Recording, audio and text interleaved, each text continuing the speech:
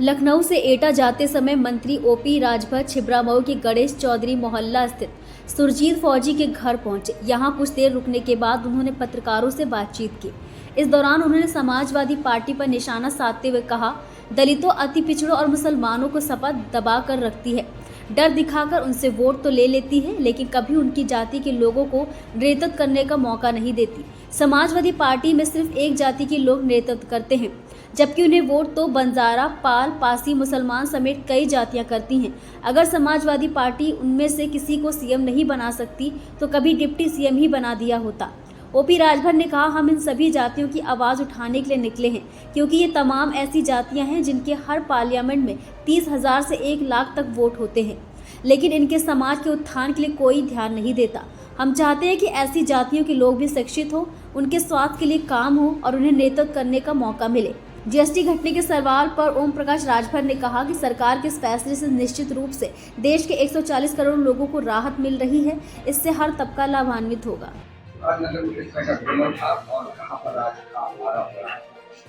कि हम लोगों का कार्यक्रम एटा में है। फौजी जी हम लोगों के नेता हैं पार्टी के, तो रास्ते में घर है तो चाय पीते हुए चला जाए। आज जो है कि आपके खिलाफ बयान दिया है, जो सवाल पूछा गया आपके बारे में,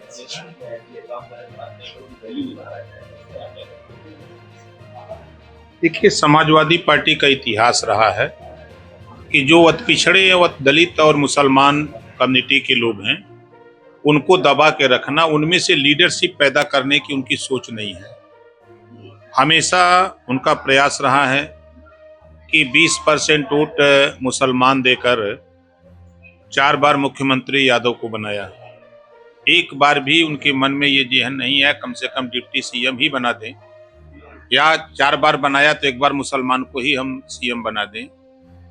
इतना वोट बंजारा देता है, आरक देता है, अरबंसी देता है, कश्यप देता है, पाल प्रजापति देता है, नाई गोण कुम्हार लोहार देता है। एक लीडर बता दो बंजारा समाज में किसी को लीडर बनाए हों, एक अर्कबंसी को बता दो, प्रजापति को, पाल को बता दो, किसी को लीडर बनाए। तो वो हमेशा अपनी कम्युनिटी को, खुद अपने परिवार को बढ़ाने का काम करते हैं और समाज को गुमराह करके रखते हैं। जीएसटी की दरें कितनी है, इस पर आप देखिए, इससे पूरे देश में 140 करोड़ लोगों को राहत मिल रही है घटने से, और सभी लोग इस पे खुशहाल हैं, सभी लोग इससे लाभान्वित होंगे। हर तबका, कोई इसे अछूता नहीं रहेगा। पंचायत चुनाव में क्या आपकी पार्टी बनेगी? देखिए, पंचायत चुनाव कोई पार्टी सिंबल पे चुनाव नहीं होता है। पंचायत चुनाव चुनाव आयोग, राज्य निर्वाचन आयोग कराता है और सिंबल अलॉट प्रत्याशी के हिसाब से होते हैं। ये पार्टी का चुनाव नहीं होता, इस नाते पार्टियां चुनाव लड़ती हैं। आगामी समय में आपने बीजेपी के साथ गठबंधन करेंगे तो सीटें इतनी रहेंगी या सीटें बढ़ेंगी? कि जब ताकत बढ़ती है, परिवार बढ़ता है, तो निश्चित है कि सीटें बढ़ेंगी। एबीपी कार्यकर्ताओं को आपके द्वारा जो जिला कहा जाता है, इसको लेकर काफी विरोध प्रदर्शन का आवाज था, इस पर आपका क्या कहना है? देखिए, हम जो बयान देते हैं, जो बोलते हैं, अपने जगह सही बोलते हैं। प्रदेश में कानून का राज है, कानून के साथ कोई भी खिलवाड़ करेगा तो कानून अपना काम करता है। चाहे वो देश के प्रधानमंत्री जी ने कानून के साथ खिलवाड़ किया, जेल गए, लालू जी कानून के साथ खिलवाड़ किए, जेल गए, आपके केजरीवाल जी ने कानून के साथ खिलवाड़ किया, जेल गए। तो संविधान है, देश संविधान से चल रहा है। एबीपी कार्यकर्ता जो भी गठबंधन है वो आप बीजेपी के साथ जुड़ा हुआ भी कार्यकर्ता, बीजेपी आपकी सहयोगी पार्टी भी है, तो इसको लेकर कार्यकर्ता कैसे नाराज नजर आ रहे हैं? देखिए, हम भारतीय समाज पार्टी चलाते हैं। हम गरीब, कमजोर, पिछड़े, दलित, अल्पसंख्यक, उनके हक की आवाज को बुलंद करते हैं। जो आजादी के 78 साल बीत जाने के बाद भी आज उठा के देखिए, एक भी बंजारा एमएलए नहीं है, एक भी बंजारा।